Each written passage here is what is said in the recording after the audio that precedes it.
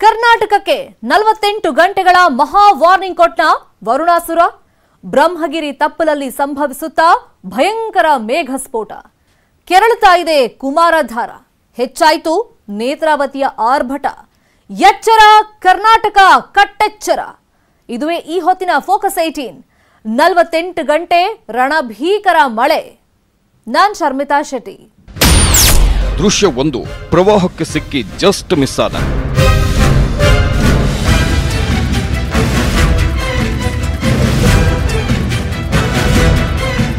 ದೃಶ್ಯ 2 ಕೊಚ್ಚಿಕೊಂಡು ಹೋಯ್ತು ಸೈಕಲ್, ಬಚಾವಾದ ವ್ಯಕ್ತಿ.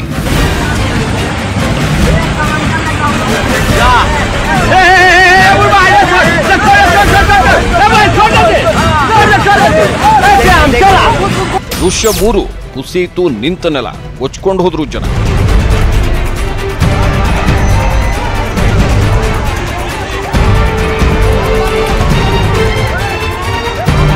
ದೃಶ್ಯ 4 ರಣ ಪ್ರವಾಹ ಮಧ್ಯೆ ವೀರವಿಲ ಎಂಎಲ್ಎ ಒದ್ದಾಟ.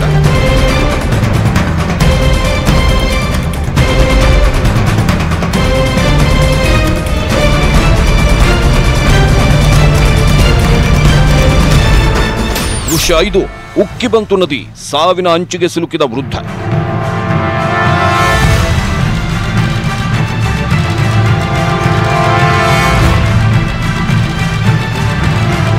ದೃಶ್ಯ 6 ನೋಡ್ತಿದ್ದಂತೆ ನೆಲ ಸಮಾಧಿಯಾಯಿತು ಮನೆ.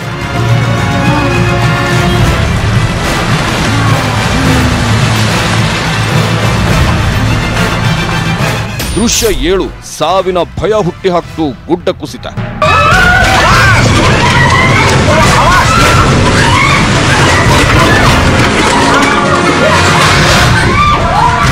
ದೃಶ್ಯ 8 ಡ್ರಮ್ ಮೂಲಕ ವ್ಯಕ್ತಿಯನ್ನ ಕಾಪಾಡಿತು ರಕ್ಷಣಾ ಟೀಮ್.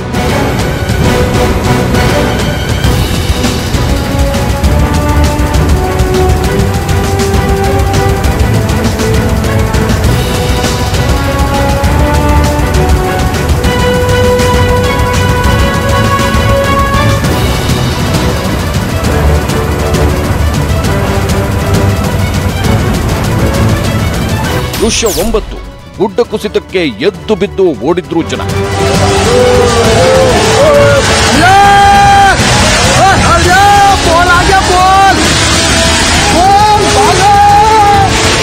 ದೃಶ್ಯ 10 ನೋಡ್ತಿದ್ದಂತೆ ಕೊಚ್ಕೊಂಡು ಹೋಯ್ತು ಕಾರು.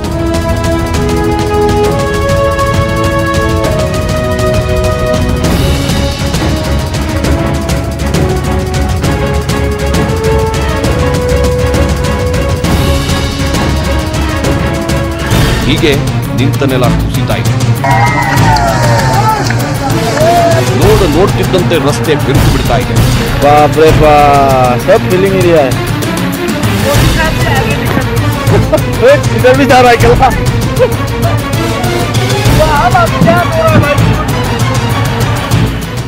ಕಂಡಲ್ಲಿ ಗುಡ್ಡಗಳು ಯಮನಂತೆ ದಾಳಿ ಇಡ್ತಿವೆ.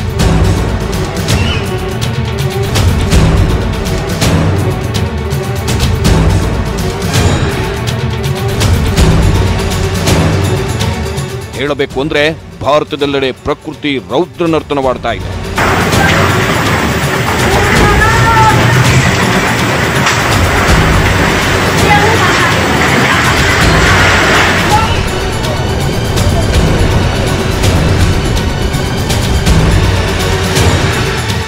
ಉಕ್ಕಿ ಬರ್ತಿರೋ ಪ್ರವಾಹದ ಆರ್ಭಟಕ್ಕೆ ಮನೆಗಳು ಕುಸಿತಾ ಇವೆ. ನಿಂತ ನೆಲ ಕಸಿದುಕೊಂಡು ನೀರಿಗೆ ಬೀಳುತ್ತಾ ಇದೆ. ಸಾವಿನ ಪ್ರವಾಹಕ್ಕೆ ಸಿಲುಕಿ ವ್ಯಕ್ತಿಗಳೇ ಕೊಚ್ಕೊಂಡು ಹೋಗ್ತಾ ಇದ್ದಾರೆ. ಇನ್ನೇನು ದಡ ಸೇರಿಬಿಡುವ ಆಸೆಯಲ್ಲಿ ಹೊರಡ್ತಾ ಇರೋ ಜನ ಸಾವನ್ನ ಬಹಳಾನೇ ಹತ್ತಿರದಿಂದ ನೋಡ್ತಾ ಇದ್ದಾರೆ. ಮನೆ ನೀರಲ್ಲಿದೆಯೋ, ನೀರಲ್ಲೇ ಮನೆ ಇದೆಯೋ ಅನ್ನುವಂತಹ ದೃಶ್ಯಗಳು ಕಣ್ಣೆದುರು ಬರ್ತಿವೆ. ಮಕ್ಕಳು ಮರಿಗಳನ್ನು ರಕ್ಷಿಸೋ ಕಾರ್ಯ ಜರುಗ್ತಾ ಇದೆ. ಸಾವಿನ ದವಡೆಯಿಂದ ತಪ್ಪಿಸಿಕೊಳ್ಳೋಕೆ ಮೂಕ ಪ್ರಾಣಿಗಳು ಹರಸಾಹಸ ಪಡ್ತಾ ಇವೆ.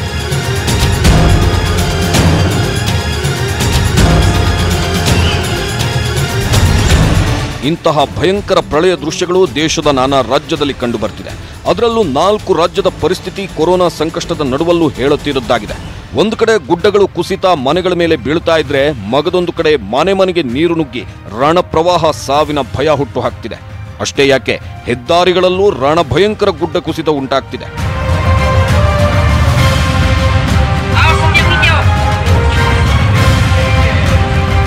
ಇದೆಲ್ಲ ಉತ್ತರ ಭಾರತದಲ್ಲಿ ಅಬ್ಬರಿಸ್ತಿರೋ ವರುಣನ ರೌದ್ರಾವತಾರ.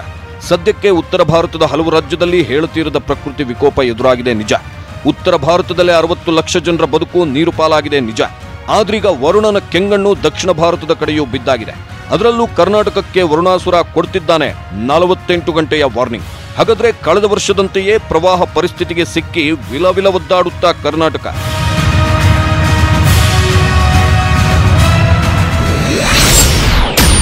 ಆಗಸ್ಟ್ ಕರ್ನಾಟಕದ ಪಾಲಿಗೆ ಡೇಂಜರ್.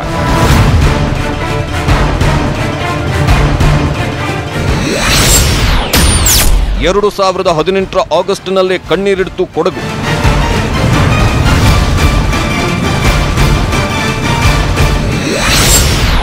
2019 ಆಗಸ್ಟ್ನಲ್ಲೇ ಉತ್ತರ ಕರ್ನಾಟಕದಲ್ಲಿ ಪ್ರವಾಹ.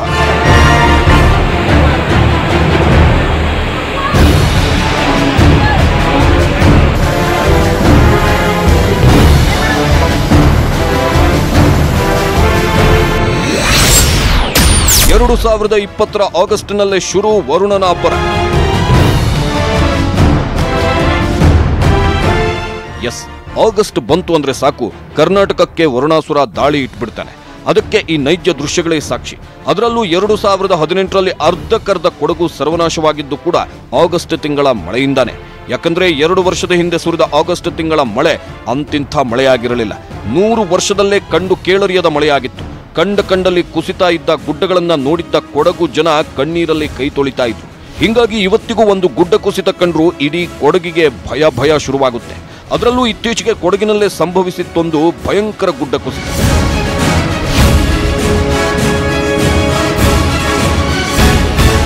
ಹೌದು, ಜುಲೈ ತಿಂಗಳಲ್ಲಿ ಭೀಕರ ಗುಡ್ಡ ಕುಸಿತವೊಂದು ಕೊಡಗಿನಲ್ಲಿ ಸಂಭವಿಸಿತ್ತು. ಇದನ್ನು ಕಂಡ ಕೊಡಗು ಬೆಚ್ಚಿ ಬಿದ್ದಿತ್ತು.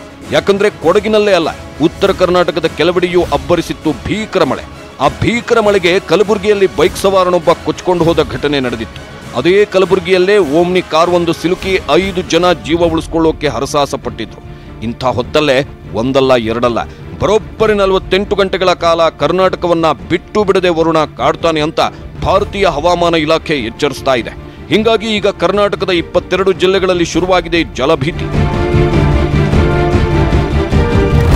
2019 ಆಗಸ್ಟ್ ತಿಂಗಳಲ್ಲೇ ಭೀಕರ ಮಳೆ ಕರ್ನಾಟಕವನ್ನ ಕಾಡಿ ಕಂಗೆಡಿಸಿತ್ತು.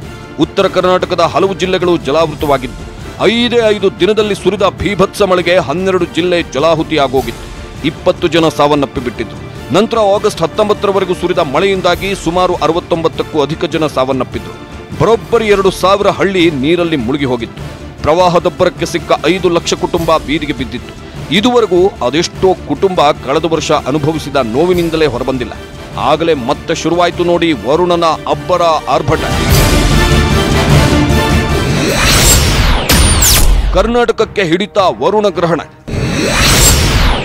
ಗ್ರಹಣದ ಬೆನ್ನಲ್ಲೇ ಶುರುವಾಯಿತು ಜಲಭೀತಿ. ಎಸ್, 5 ದಿನಗಳ ಕಾಲ ಮರಣ ಮಳೆ ಸುರಿಯುತ್ತೆ ಅನ್ನೋ ಎಚ್ಚರಿಕೆ ಕೇಳಿ ಬಂದಿದ್ದು ಕೇವಲ ಕರ್ನಾಟಕಕ್ಕೆ ಅಲ್ಲ, ಮಹಾರಾಷ್ಟ್ರಕ್ಕೂ ಕೂಡ. ಮೊದಲೇ ಮಹಾರಾಷ್ಟ್ರದಲ್ಲಿ ಮಳೆ ಬಿತ್ತು ಅಂದ್ರೆ ಕರ್ನಾಟಕಕ್ಕೆ ಆತಂಕ ಶುರುವಾಗುತ್ತೆ. ಯಾಕಂದ್ರೆ ಅಲ್ಲಿನ ಡ್ಯಾಂಗಳು ತುಂಬಿದ್ರೆ ಆಪತ್ತು ಕಾದಿರೋದು ಕರ್ನಾಟಕಕ್ಕೇನೆ. ಹಿಂಗಾಗಿನೇ ಈಗ ದಕ್ಷಿಣ ಕನ್ನಡ ಜಿಲ್ಲೆಗಳಲ್ಲಿ ಮುನ್ನೆಚ್ಚರಿಕೆ ವಹಿಸಲಾಗ್ತಿದೆ. ಉಡುಪಿ ಜಿಲ್ಲೆಯಲ್ಲಿ ಈಗಾಗಲೇ ಆರೆಂಜ್ ಅಲರ್ಟ್ ಘೋಷಣೆಯಾಗಿದೆ. ಅಲ್ಲದೆ ಕರಾವಳಿಯಲ್ಲಿ ಗಂಟೆಗೆ 50 ಕಿಲೋಮೀಟರ್ ವೇಗದಲ್ಲಿ ಗಾಳಿ ಬೀಸುವ ಸಾಧ್ಯತೆ ಇದೆ ಅಂತ ಹೇಳಿ ಸಮುದ್ರಕ್ಕೆ ಮೀನುಗಾರರನ್ನ ಇಳಿಯದಂತೆ ಎಚ್ಚರಿಸಲಾಗಿದೆ. ಹಾಗಾದ್ರೆ ಈ ವರ್ಷವೂ ಕರ್ನಾಟಕಕ್ಕೆ ಹಿಡಿಯುತ್ತಾ ವರುಣ ಗ್ರಹಣ. ವರುಣ ಅಬ್ಬರಕ್ಕೆ ಈಗಾಗಲೇ ದಕ್ಷಿಣ ಕನ್ನಡ ಜಿಲ್ಲೆಯ ಕೆಲವೆಡೆ ಸಣ್ಣ ಪುಟ್ಟ ಗುಡ್ಡ ಕುಸಿತ ಉಂಟಾಗ್ತಿದೆ. ಪಶ್ಚಿಮ ಘಟ್ಟದಲ್ಲಿ ಮಳೆ ಅಬ್ಬರಿಸ್ತಾ ಇದೆ. ಅದರಲ್ಲೂ ಪ್ರಮುಖ ನದಿಗಳು ಅಂತ ಕರೆಸಿಕೊಳ್ಳೋ ನೇತ್ರಾವತಿ ನದಿ ಹಾಗೂ ಕುಮಾರಧಾರಾ ನದಿಯ ನೀರಿನ ಮಟ್ಟ ಏರ್ತಾ ಇದೆ. ಇದರ ನಡುವಲ್ಲೇ ಮತ್ತೆ ಮಳೆಯ ಅಬ್ಬರ ಹೆಚ್ಚಾಗುತ್ತೆ ಅಂತ ಐಎಂಡಿ ಎಚ್ಚರಿಸಿರೋದು ನೋಡಿ ಈ ನದಿ ತೀರದಲ್ಲಿರೋ ಜನರಿಗೆ ಆತಂಕ ಶುರುವಾಗಿದೆ. ಯಾಕಂದ್ರೆ ಕಳೆದ ಬಾರಿಯೂ ಆಗಸ್ಟ್ ತಿಂಗಳಿನಲ್ಲೇ ಈ ನದಿಗಳು ಕೆರಳಿದ್ವು. ಅಲ್ಲದೆ ಚಾರ್ಮಾಡಿ, ದಿಡುಪೆ ಭಾಗದಲ್ಲಿ ಜಲಪ್ರಳಯಕ್ಕೆ ಸಿಕ್ಕಿ 100 ಕುಟುಂಬಗಳು ಬೀದಿ ಪಾಲಾಗಿದ್ದವು. ಇದೀಗ ಮತ್ತೆ ಇಂಥದ್ದೇ ಪ್ರದೇಶದಲ್ಲಿ ನದಿಗಳು ಕೆರಳುತ್ತಾ ಇರೋದು ನೋಡ್ತಿದ್ರೆ ಮತ್ತೇನು ಕಾದಿದೆಯೋ ಶಿವ ಅನ್ನಿಸ್ತಾ ಇದೆ. ಯಾಕಂದ್ರೆ ಬ್ರಹ್ಮಗಿರಿ ತಪ್ಪಲಲ್ಲೂ ಸದ್ದು ಮಾಡ್ತಿದ್ದಾನೆ ವರುಣಾಸುರ.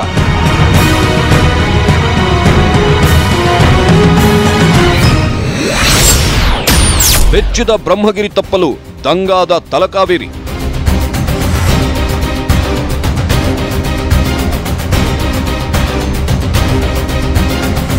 ಎಸ್, ಕೊಡಗಿನಲ್ಲಿ ಭಾರಿ ಮಳೆಯಾಗುತ್ತಿದ್ದು ನದಿ ಹಳ್ಳಗಳೆಲ್ಲ ತುಂಬಿ ಹರಿಯುತ್ತಿದೆ. ತಲಕಾವೇರಿ, ಭಾಗಮಂಡಲ, ಬ್ರಹ್ಮಗಿರಿ, ತಪ್ಪಲು, ನಾಪೋಕ್ಲು, ಮಡಿಕೇರಿ, ಮಾದಾಪುರ ಸೇರಿದಂತೆ ಕೊಡಗಿನ ಬಹುತೇಕ ಭಾಗದಲ್ಲಿ ಭಾರೀ ಮಳೆಯಾಗುತ್ತಿದೆ. ಹೀಗಾಗಿ ಕೊಡಗಿನಲ್ಲಿ ಆರೆಂಜ್ ಅಲರ್ಟ್ ಘೋಷಿಸಲಾಗಿದೆ. ಸದ್ಯ ಕೊಡಗಿನ ಏಕೈಕ ಜಲಾಶಯ ಹಾರಂಗಿ ಬಹುತೇಕ ಭರ್ತಿಯಾಗಿದೆ. 8.5 ಟಿಎಂಸಿ ಸಾಮರ್ಥ್ಯದ ಜಲಾಶಯಕ್ಕೆ 7.71 ಟಿಎಂಸಿ ಅಡಿ ನೀರು ಸಂಗ್ರಹವಾಗಿದೆ. ಈ ಮೂಲಕ ಹಾರಂಗಿ ಜಲಾಶಯದಲ್ಲಿನ ನೀರಿನ ಮಟ್ಟ 2859 ಅಡಿಗೆ ಏರಿದೆ. ಪ್ರತಿ ವರ್ಷ ಕೊಡಗಿನಲ್ಲಿ ಪ್ರವಾಹ ಉಂಟಾಗೋದ್ರಿಂದ ಸಾಕಷ್ಟು ಮುಂಜಾಗ್ರತಾ ಕ್ರಮಗಳನ್ನು ಕೈಗೊಂಡಿದೆ. ಆದರೂ ಎಲ್ಲಿ ಮತ್ತೆ 2018ರಂತೆ ಸಾಲು ಸಾಲು ಗುಡ್ಡ ಕುಸಿತ ಉಂಟಾಗುತ್ತೋ ಅನ್ನೋ ಭೀತಿ ಕೊಡಗಿನ ಜನರನ್ನ ಕಾಡುತ್ತಿದೆ.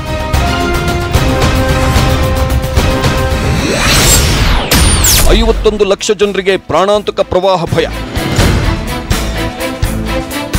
ಹೌದು, ಕಳೆದೆರಡು ವರ್ಷಗಳ ಫ್ಲಡ್ ರಿಪೋರ್ಟ್ನ ತೆಗೆದು ನೋಡಿದ್ರೆ ಸುಮಾರು 19 ಜಿಲ್ಲೆಗೆ ಕಂಟಕ ಎದುರಾಗುವ ಸಾಧ್ಯತೆ ಇದೆ ಅಂತ ಹೇಳಲಾಗ್ತಿದೆ.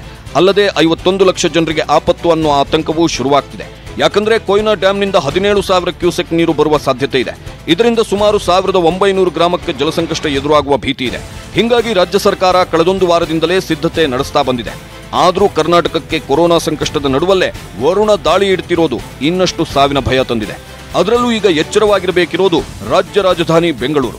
ಅದ್ಯಾಕೆ ಅಂದ್ರೆ ಇಲ್ಲೇ ಇರೋದು ಬೆಂಗಳೂರಿಗರು ಮಿಸ್ ಮಾಡದೆ ನೋಡ್ಲೇಬೇಕಿರೋ ವರುಣನ ವಾರ್ನಿಂಗ್ ಸ್ಟೋರಿ.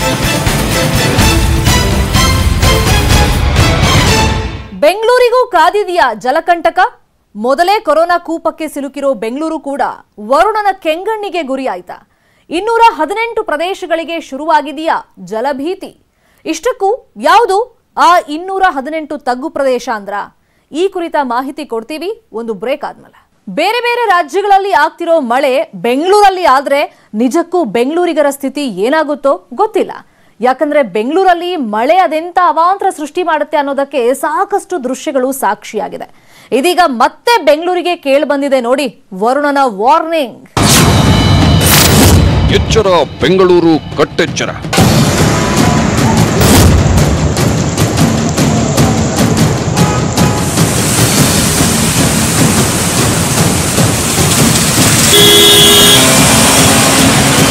ಇದು ಬೆಂಗಳೂರಿನ ನಾಯಂಡಹಳ್ಳಿಯ ಬಳಿ 2018ರಲ್ಲಿ ಕಂಡುಬಂದ ಭಯಂಕರ ಪ್ರಳಯ ದೃಶ್ಯ. ಬೆಂಗಳೂರಿನಲ್ಲಿ 2 ಗಂಟೆ ಸುರಿದ ಮಳೆಗೆ ವೃಷಭಾವತಿ ನದಿ ಕೆರಳಿತು. ನಾಯಂಡನಹಳ್ಳಿ ಬ್ರಿಡ್ಜ್ ಕೆಳಗೆ ಇರುವ ರಸ್ತೆ ಸಂಪೂರ್ಣ ಜಲಾವೃತವಾಗಿತ್ತು. ಕಾರು ತೇಲ್ತಾ ಇತ್ತು, ಆಟೋ ಮುಳುಗ್ತಾ ಇತ್ತು. ಅಲ್ಲಿದ್ದವರೇ ಒಂದಷ್ಟು ಜನ ಕಾರ್ನಲ್ಲಿದ್ದ ಜನರನ್ನ ಕಾಪಾಡಿದ್ರು. ಇದು ಬೆಂಗಳೂರಿನಲ್ಲಿ ಭೀಕರ ಮಳೆಯಾದ್ರೆ ಅದೆಂಥ ಪರಿಸ್ಥಿತಿ ಉಂಟಾಗುತ್ತೆ ಅನ್ನೋದಕ್ಕೆ ಸಾಕ್ಷಿಯಾಗಿದೆ. ಈ ದೃಶ್ಯ ಇರಲಿ, ಇನ್ನೂ ಒಂದು ದೃಶ್ಯ ತೋರಿಸ್ತೀವಿ ನೋಡಿ. ಇತ್ತೀಚೆಗೆ ಸುರಿದ ಧಾರಾಕಾರ ಮಳೆಯಿಂದಾಗಿ ಕೆಂಗೇರಿ ಬಳಿ ಕಟ್ಟಿದ್ದ ತಡೆಗೋಡೆನೆ ಕುಸಿದಿತ್ತು.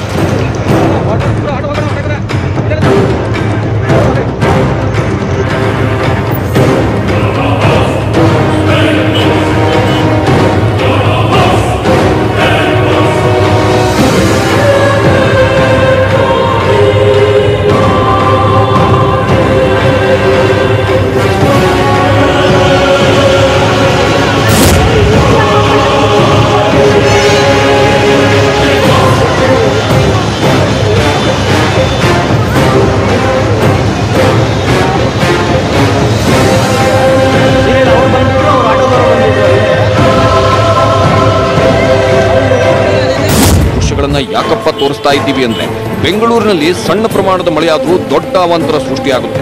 ಮ್ಯಾನ್ ಹೋಲ್ಗಳು ಯಮನಂತೆ ಬಾಯಿ ತೆರೆದು ಬಿಡುತ್ತೆ. ಕರೆಂಟ್ ಕಂಬಗಳು ಸಾವಿನ ಭಯ ತಂದೊಡ್ಡುತ್ತೆ.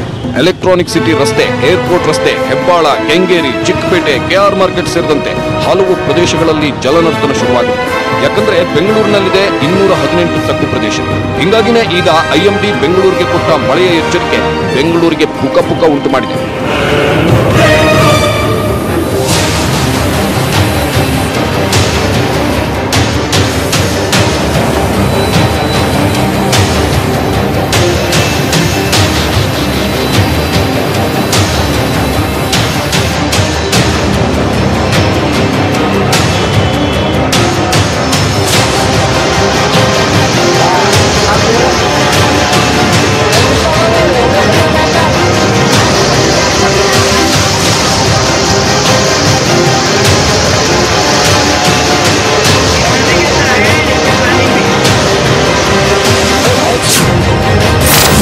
ದೇಶದೆಲ್ಲೆಡೆ ಕಾಡುತ್ತಿದ್ದಾನೆ ವರುಣಾಸುರ.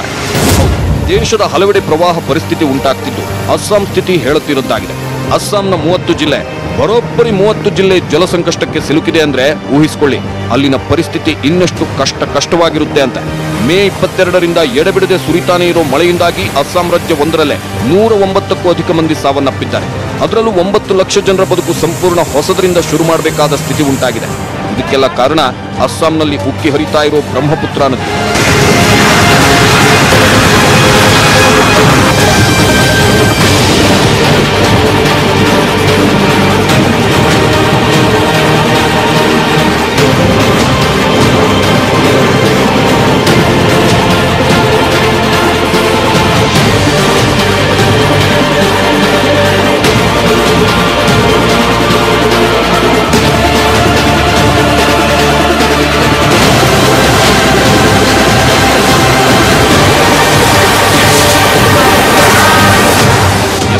ಅಸ್ಸಾಂನಲ್ಲಿ ಬ್ರಹ್ಮಪುತ್ರ ನದಿಯಾದ್ರೆ ಬಿಹಾರದಲ್ಲಿ ಕೋಸಿ ನದಿಯ ಅಬ್ಬರ ಜೋರಾಗಿದೆ.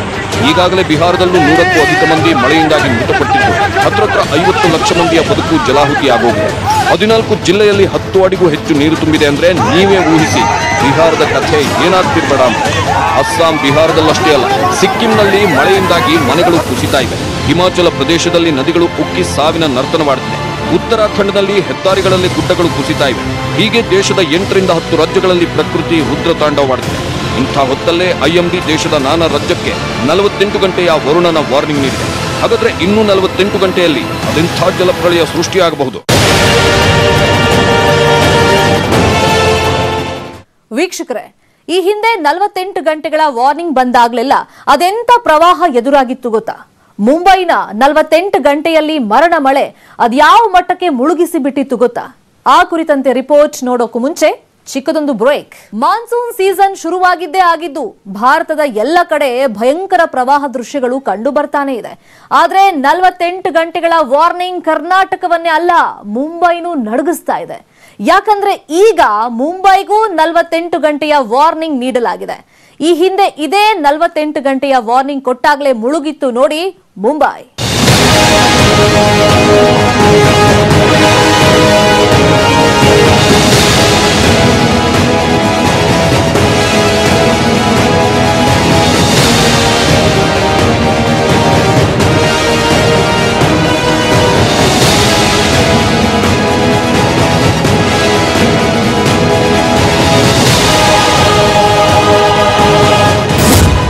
ಮುಂಬೈನ ಈ ಪ್ರಳಯ ದೃಶ್ಯ ನೋಡಿ.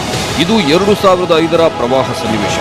ಮುಂಬೈನಲ್ಲಿ ಅವತ್ತು 48 ಗಂಟೆಗಳ ಕಾಲ ಸುರಿದ ಮಳೆನೆ ಮುಂಬೈನ ಮುಕ್ಕಾಲು ಭಾಗ ಮುಳುಗಿಸಿದೆ. 52 ಲೋಕಲ್ ಟ್ರೈನ್ ಹಾಳಾಗಿತ್ತು, 400 ಟ್ಯಾಕ್ಸಿ ಡ್ಯಾಮೇಜ್ ಆಗಿದೆ, ಸಾವಿರಾರು ಜನ ಮೃತಪಟ್ಟಿದ್ದು. ಇದೀಗ ಮತ್ತೆ ಮುಂಬೈಗೆ ಭೀಕರ ಮಳೆಯ ಎಚ್ಚರಿಕೆ ನೀಡಲಾಗಿದೆ. ಅದರಲ್ಲೂ ಇತ್ತೀಚೆಗೆ ಸುರಿದ ಭೀಕರ ಮಳೆಗೆ ಮುಂಬೈನ ಮಿಂಟೋ ರಸ್ತೆ ಮುಳುಗಿದೆ. 4 ವಾಹನಗಳು ಜಖಮಾಗಿ ಓರ್ವ ವ್ಯಕ್ತಿ ಮೃತಪಟ್ಟಿದ್ದ. ಭಾರತೀಯ ಹವಾಮಾನ ಇಲಾಖೆ ಮುಂಬೈಗೆ ಮಾತ್ರವಲ್ಲ, ಗುಜರಾತ್, ಪಶ್ಚಿಮ ಬಂಗಾಳ, ಕೇರಳ ಸೇರಿದಂತೆ ಹಲವು ರಾಜ್ಯಗಳಿಗೆ ಎಚ್ಚರಿಕೆ ನೀಡ್ತಾ ಇದೆ. ಯಾಕಂದ್ರೆ ಇದು ಚಂಡಮಾರುತಗಳ ಸೀಸನ್ನೂ ಹೌದು, ಮಾನ್ಸೂನ್ ಸೀಸನ್ನೂ ಹೌದು. ಹಿಂಗಾಗಿ ಯಾವಾಗ ಬೇಕಾದರೂ ಸಮುದ್ರ ಕೆರಳಬಹುದು, ಯಾವಾಗ ಬೇಕಾದರೂ ವರುಣ ಅಬ್ಬರಿಸಬಹುದು. ಸದ್ಯ ಕರ್ನಾಟಕಕ್ಕೆ ಮತ್ತೆ 48 ಗಂಟೆ ವರುಣಾಸುರನ ವಾರ್ನಿಂಗ್ ಕೊಟ್ಟಿರೋದು ಕರ್ನಾಟಕದ ಹಲವು ತಗ್ಗು ಪ್ರದೇಶದ ಜನರ ನಿದ್ದೆಗೆಡಿಸಿದೆ.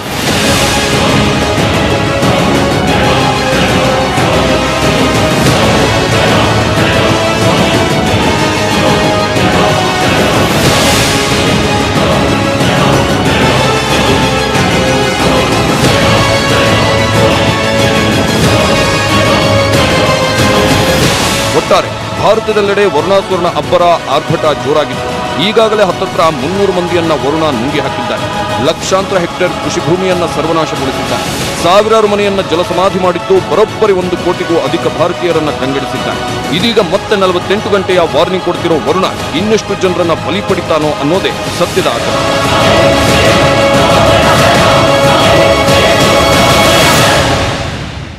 ಇದಾಗಿತ್ತು ಈ ಹೊತ್ತಿನ ಫೋಕಸ್ 18. ನೋಡ್ತಾ ಇರಿ ನ್ಯೂಸ್ 18 ಕನ್ನಡ. ಜಾಲ ನಮ್ಮದು, ಬಲ ನಿಮ್ಮದು.